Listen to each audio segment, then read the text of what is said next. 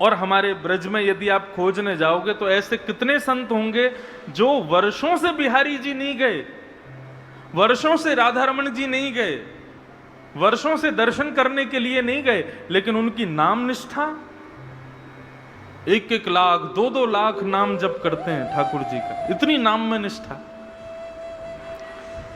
और उसमें विशेष रूप से तो चैतन्य गौड़िया वैष्णव संप्रदाय के जो भक्त होते हैं उनकी तो नाम में विशेष निष्ठा होती है। हरे कृष्ण कृष्ण कृष्ण हरे हरे, हरे राम राम राम हरे हरे। बंधुओं, नाम जपने वाले बड़े भाग्यशाली होते हैं। जब वो कृष्ण बोलते हैं ना तो उनकी जीभ यशोदा का रूप धारण कर लेती है, और जब वो राम बोलते हैं तो उनकी जिह्वा कौशल्या का रूप धारण कर लेती है। ये जीव ही ठाकुर जी को जन्म देती है। तो गौड़िया वैष्णव संप्रदाय के एक महात्मा रहते थे गोवर्धन में, नाम जप करते थे 18-18 घंटे 19-19 घंटे बैठ करके, और महामंत्र का जप किया करते थे। और जब जप पूर्ण होता था तो उसके बाद फिर स्नान ध्यान करते, स्नान ध्यान करने के बाद फिर थोड़े बहुत समय में जाके जल्दी जल्दी और घर घर से सूखी सामग्री लेकर के आते। सूखी सामग्री मतलब आटा कहीं से ले लेते, कहीं से कुछ सामग्री जो मिल जाती वो सामग्री लेकर के आते, और यमुना जल से निर्मित करके बढ़िया मोटे टिक्कर बना करके और उसको पा लेते, और पाने के बाद में फिर से नाम जप करने के लिए बैठ जाते। थोड़ी बहुत देर आराम करते, ये उनका नियम था। ना तो मंदिर जाते थे, ना किसी सेवा में नियुक्त रहते थे, ना ज्यादा कोई झंझट, कुछ नहीं। केवल नाम जपना, एक टिक्कर पाना, यमुना जल में स्नान करना और 1-8 घंटा आराम करना, बस यही उनका नियम था। लेकिन हमारे ठाकुर जी तो लीला पुरुषोत्तम है, बिना लीला किए इनको आनंद नहीं आता। एक बात मैं आपको बहुत स्पष्ट कहूं, ठाकुर जी को जो बहुत प्रिय होता है, जिसकी धाम में बहुत निष्ठा, कथा में बहुत निष्ठा, नाम में बहुत निष्ठा, वो ठाकुर जी का प्रिय है। और ऐसे प्रियों के साथ में ठाकुर जी लीला बहुत करते हैं। कैसी लीला करेंगे? किसी की कथा सुनने में बड़ी इच्छा है तो कैसे भी करके कथा उसकी छुड़वाएंगे। किसी की वृंदावन जाने में बड़ी निष्ठा है तो ऐसी रुकावटें देते रहेंगे कि वो वृंदावन जाने में और तड़फे, वृंदावन जा ही ना पावे। किसी की नाम जपने में बड़ी निष्ठा है तो नाम जपते जपते बीच में कोई ना कोई विघ्न डालेंगे। ये विघ्न आते नहीं है, ये ठाकुर जी खेलते हैं तुम्हारे साथ में, ये ठाकुर जी लीला करते हैं। और बेचारे बाबा प्रेम से भजन करते थे। एक दिन एक मैया के यहाँ पर मधुकरी लेने के लिए गए, मैया ने आटे की सूखी सामग्री उनको दे दी।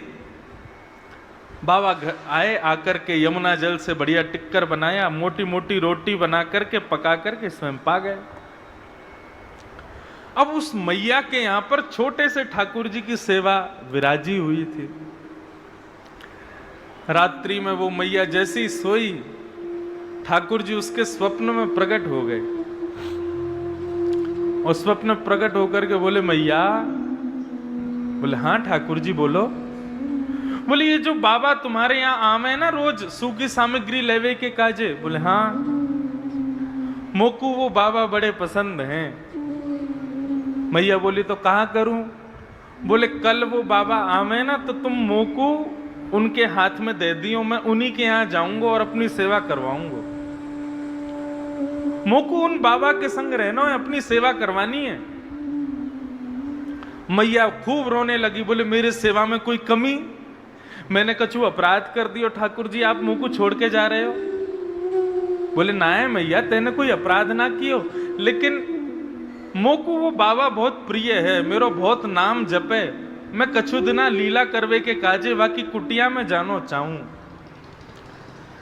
कल वो बाबा आवे तो आप मोकू उनको दे दियो। मैया बोली जैसी आपकी इच्छा ठाकुर जी। दूसरे दिन बाबा जैसे ही आए, बहुत ध्यान से सुनना, दूसरे दिन बाबा जैसे ही आए, बाबा आए आकर के बोले माते लाओ सूखी सामग्री दो, आटा दे दो थोड़ा सा। मैया आई आकर के बोली, बाबा ऐसे ऐसे कल रात में मेरे ठाकुर जी सपने में आए और आकर के बोले मैया मुकु बाबा के संग जानो है, तो तुम मेरे ठाकुर जी को ले जाओ, इनकी सेवा शुरू कर दो। बाबा बोले मैया हमसे सेवा करनो ना आवे, हमसे श्रृंगार वगैरह ये सब हमारे बस की बात ना है, हम तो नाम जप सके, नाम जपवे में हमारी बड़ी निष्ठा है, लेकिन हमसे सेवा नहीं होगी। बाबा चले गए। ठाकुर जी फिर से सपने में आए, सपने में बोले मैया तेने मुकु बाबा को दियो नहीं। आप लोग ब्रजभाषा समझ रहे हैं ना, समझ में आ रही है ब्रजभाषा? मैया बोली लाला मैं तो दे दूंगी, लेकिन बाबा मना कर रहे हो कि मुझसे सेवा नहीं होगी, कैसे दूं? ठाकुर जी बोले अरे मुकु जबरदस्ती दे दो, बाबा की गोद में ले जाके पटक दियो, बाबा लेके जाएगा, वही के यहां सेवा करवाऊंगा अपनी। अब देखो ठाकुर जी की लीला, यहाँ मैया के यहाँ बढ़िया ठाठ से सेवा चल रही है, 8 समय भोग लग रहा है, सुबह शाम आरती हो रही है, बढ़िया सुंदर पोशाक धराई जा रही है, लेकिन ठाकुर जी की रुचि नहीं है। ठाकुर जी को वहीं कुटिया में जाना है जहाँ कोई व्यवस्था नहीं है, जहाँ पर भोग लग नहीं सकता, जहाँ पे कुछ शयन की व्यवस्था नहीं, राग की व्यवस्था नहीं, भोग आरती की व्यवस्था नहीं, उनको वहां जाना है। अभी ठाकुर जी हैं पता नहीं कहाँ रीझ जाते हैं। दूसरे दिन बाबा आए तो मैया अपने ठाकुर जी को लेकर के आई और बाबा की गोद में रख दिया। बोले मेरे लाल जी को आपके संग जानो है, अब मना मत करियो, आप इनको स्वीकार करो। मैया कितनी बार भोग लगता है इनका? बोले 8 बार भोग लगता है।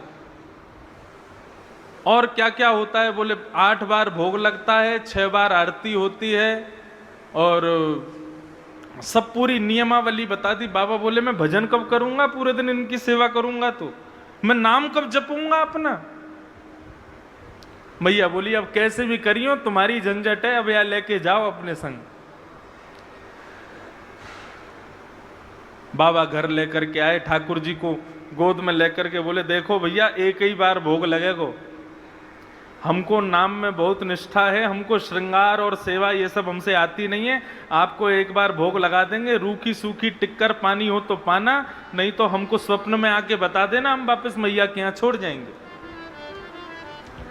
बाबा अपना भजन करने के लिए जैसे ही बैठे, ठाकुर जी को ला करके एक चौकी पर बैठा दिया, भजन करने बैठे तो ठाकुर जी प्रकट हो गए। प्रकट होके बोले बाबा तुम रूखी रोटी खवाइयो, एक ही बार खवाइयो, लेकिन मोको अपने पास ही रखो, मैं यहां से जाऊंगा नहीं।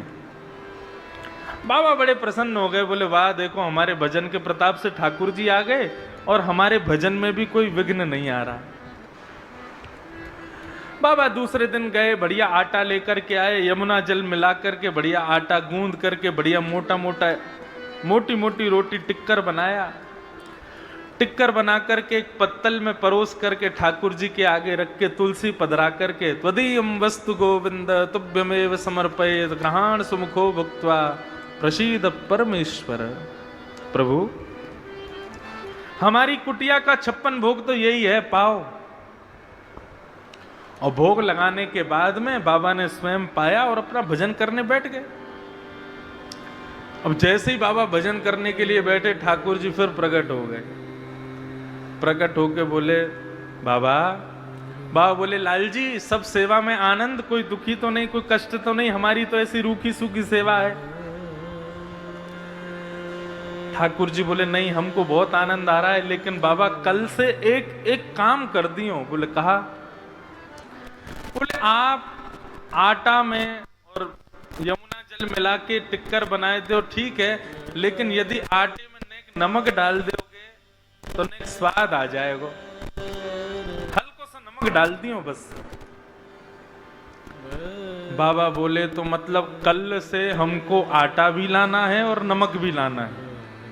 बोले हाँ बस इतनी सी सेवा कर दो, नेक स्वाद आ जाएगा में टिक्कर में। बाबा बोले ठीक है।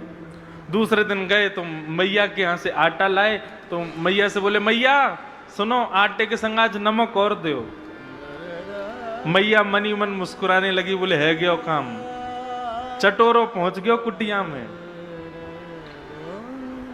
मैया लाई, नमक दे दियो, बोले बाबा ले प्रेम से टिक्कर बनाओ, पवाओ ठाकुर जी को। अब आटे में नमक मिला करके बढ़िया आटा गूंद के टिक्कर बना करके सेक करके बढ़िया ठाकुर जी को भोग लगाया। तो दीयम वस्तु गोविंद तुभ्यमेव समर्पयेत्, पाओ प्रभु प्रेम से। प्रसादी पा करके जैसे ही भजन करने के लिए बैठे, ठाकुर जी फिर से प्रकट हो गए। ठाकुर जी आप आनंद से विराज रहे हो, कोई कष्ट तो नहीं है? नहीं नहीं बाबा, खूब आनंद आ रहा है, लेकिन बाबा हमारी एक प्रार्थना है, यदि आप सुनो तो। बाबा बोले कहा बात है? बोले बाबा वो सूखो टिक्कर आप हमको भोग लगाओ ना। अब नमक तो आ गयो, स्वाद तो बन गयो, लेकिन बिना घी के जब टिक्कर खामे तो गले में इर्ज जाए, वो गले में चिपक जाए। यदि आप ने कृपा कर दो, कल से ने घी लियाए करो और टिक्कर सेक के वहां में ने घी लगा दे करो। घी लगा के हमको भोग लगाओगे तो ने निगलवे में आसानी होएगी। बाबा बोले 50 साल से भजन कर रहे हैं, केवल आटा लेकर के आते थे, अब नमक लाने लगे साथ में, अब कल से घी भी लेके आना है। ठाकुर जी बोले हमारे काजे इतना ना करोगे? बाबा बोले करेंगे, आपके लिए लेके आएंगे, घी और लाएंगे। दूसरे दिन बाबा भिक्षा लेने के लिए गए, आटा भी मिला, नमक भी मिला। फिर मैया से बोले मैया थोड़ा सा घी और दे दो। मैया बोली अभी तो देखो नमक और घी जा रहा है, कछु दिना में 56 भोग जाएंगे घर पे। घी लेकर के गए, बढ़िया टिक्कर बना के घी लगा के ठाकुर जी को भोग लगायो और पायो। पाके फिर जैसे ही भजन करने बैठे ठाकुर जी फिर प्रकट है गए। बाबा बोले अब क्या हो गया? बोले बाबा मैं तो यूं कह रहे हो, बढ़िया टिक्कर बनना है, नमक भी आ गया, अब तो घी भी आ गया, निगलवे में भी आसानी है रही है, लेकिन 4 दिना से टिक्कर पाके हमने जो है का है, हमारी जीव है का है ने परेशान है गई है। कल एक आलू और ले आइयो और वह आलू को उबाल के वह में नमक मिर्च डाल के ने बढ़िया चटनी बना के टिक्कर के संग आलू की चटनी दे दोगे तो आनंद आ जाएगा। बाबा ने आंख खोली, अपनी माला रखी, ठाकुर जी गोद में उठाए, लेकर के मैया के यहाँ गए और मैया की गोद में देते बोले धरो इनको अपने पास। अरे हमारा भजन छूट रहा है, पहले नमक चाहिए, घी चाहिए, अब आलू चाहिए, कल को कहेंगे हमको घेवर चाहिए, फिर कहेंगे मालपुआ चाहिए, फिर कहेंगे रबड़ी चाहिए। इनका भोग लगाएंगे कि हम भजन करेंगे? बाबा ने तो ऐसी बात कही, इतने में ही श्याम सुंदर वहीं प्रकट हो गए और प्रकट होकर के बाबा को हृदय से लगा लिया। बोलो बाल कृष्ण लाल की। बंधुओं, ये भोग सामग्री, ये सुंदर सजावटें, ये विविध विविध प्रकार के 56 भोग, ये सब ठाकुर जी को नहीं चाहिए। किसी एक चीज में तुम्हारी दृढ़ निष्ठा है, वही ठाकुर जी को प्रिय है। बस हम लोग घबरा जाते हैं, अब हमारा भाव पहले जैसा क्यों नहीं रह गया, अब ठाकुर जी पहले जैसी लीला क्यों नहीं। ये सब ठाकुर जी खेलते हैं तुम्हारे साथ में, परखने की कोशिश करते हैं, ये लीला करते हैं ठाकुर जी। लेकिन तुम अपना भाव सुदृढ़ रखो, किसी एक चीज में निष्ठा रखो, या तो नाम में, या फिर धाम में, या फिर लीला में, या फिर स्वरूप दर्शन में, लेकिन उस निष्ठा को बरकरार रखो, उसको भंग मत होने दो। ऊना रहो, अमृतसर रहो, जलंधर रहो, मंडी हिमाचल में, ये मनाली में रहो, कहीं रहो, तुम्हारी दृढ़ता इतनी होनी चाहिए कि तुम ऊना में बैठ करके भी नेत्र बंद करो तो तुमको पता चल जाए कि आज बिहारी जी ने कैसे कलर की पोशाक पहनी है। और ये संभव है, ये हो सकता है।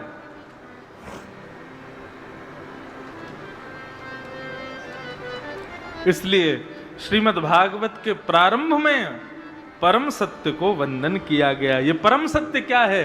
भगवान का नाम ही परम सत्य है।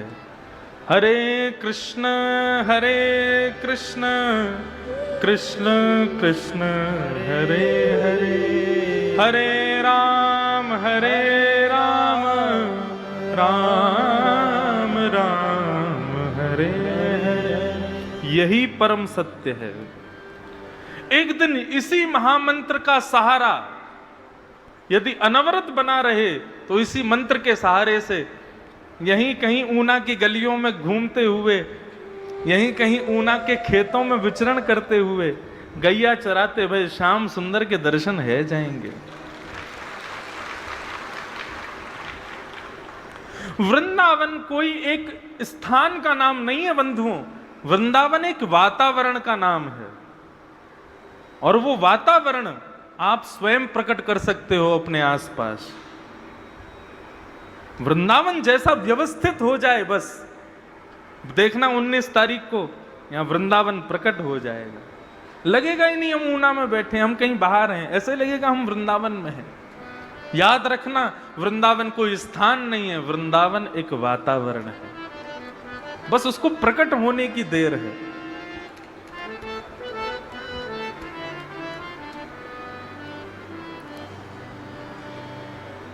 सत्यम परम धीमहि, हम परम सत्य को वंदन करते हैं।